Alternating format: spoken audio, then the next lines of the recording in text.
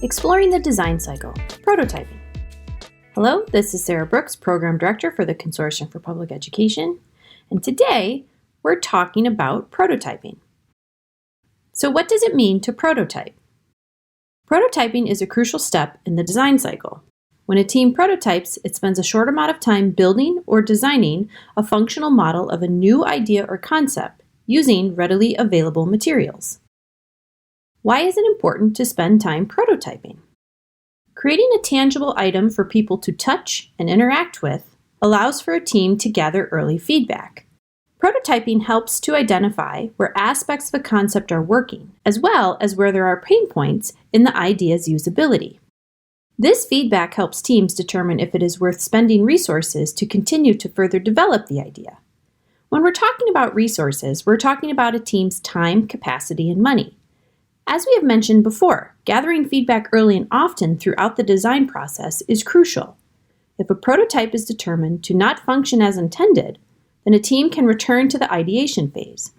Remember, prototypes are never final products, and your test group or audience should be aware of that before they engage with your prototype and begin to give feedback on its usability.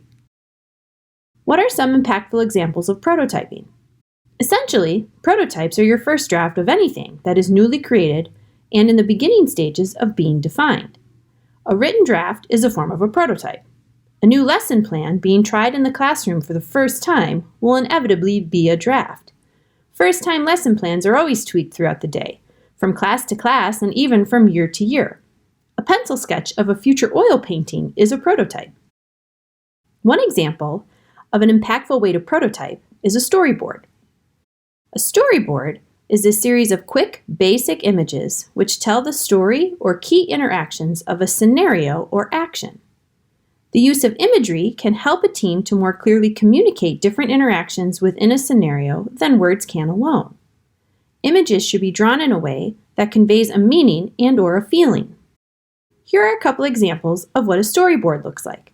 The template was borrowed from educationworld.com, and the picture is an example of a storyboard that was used by a teacher friend of ours. Another example of prototyping is a schematic diagram. A schematic diagram outlines the structure of a system or idea and how the components that make up that system will work together or flow. A schematic focuses on how the components of the system transition and enhance each other, and less on the details of those individual components. Drawings and symbols and short text can be used to describe components. Components can be connected through the use of lines. A team should first think holistically about an idea in order to make sure it does what the idea is intended to do. For those science teachers out there, food chains and the scientific method are shown as schematic diagrams. Engineers and technicians use schematics to visualize the layout of electronic systems. Transportation and distribution services use schematics to show how products and goods are moved from seller to buyer. Here are a couple examples of schematic diagrams. A schematic of an open electrical circuit, notice the use of basic industry standard symbols, and a much more comprehensive schematic of a COVID-19 contract tracing app-based system. Both systems show how the components within those systems interact with each other. Models and sketches are another type of prototyping. These place emphasis on the look and feel of an idea or concept. Like other prototyping methods, this one is also completed quickly, so be sure to set a timer. Pleasing aesthetics have been found to increase the overall satisfaction with an idea or concept, so it is important to test for that during development. Building with Legos is a form of modeling. Drawing an object with the intention of building it, therefore needing the size and dimensions of the object, is a sketch. Molecular modeling and blueprints are just a few types of prototypes found in the model and sketch form. Finally, we have concept posters and pitches. These represent your idea visually and in an engaging way. Concept posters and pitches are organized and share the key elements and reasons for an idea with an audience. It gives an opportunity to create an emotional connection between an audience and an idea. One of the great things about concept posters and pitches is that they can be easily modified as needed in order to better communicate an idea or concept to an audience or test group.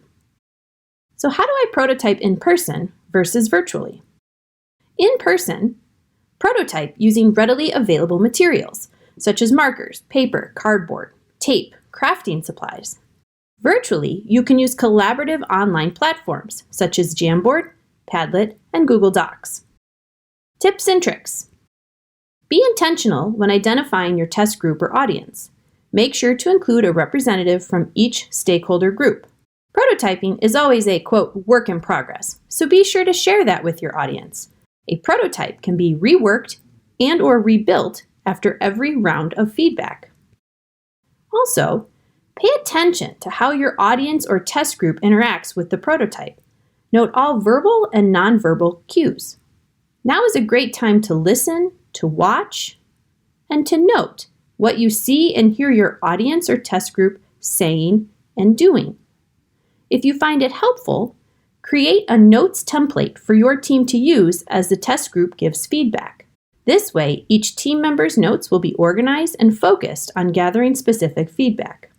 The last tip would be to share more than one design. This gives your audience or test group an opportunity to provide more specific and honest feedback because they have multiple components and approaches to compare. Really, it makes it easier on them because they're not critiquing your one and only design. A note about the love time continuum. As mentioned earlier, share prototypes early and often. It helps teams more easily make changes to their idea more often as they don't have the opportunity to become as attached to one version. The more time a team spends developing an idea, the harder it is for them to make changes to address new feedback. To review. Remember, prototyping is an essential step to determining the viability of an idea or concept. A prototype is not built to focus on the details of an idea or concept, but is built to determine how it functions as a whole and with other components of a system. It is built quickly by a team and made with supplies on hand. And as a team, ask for feedback from a test group or audience early and often. Thank you!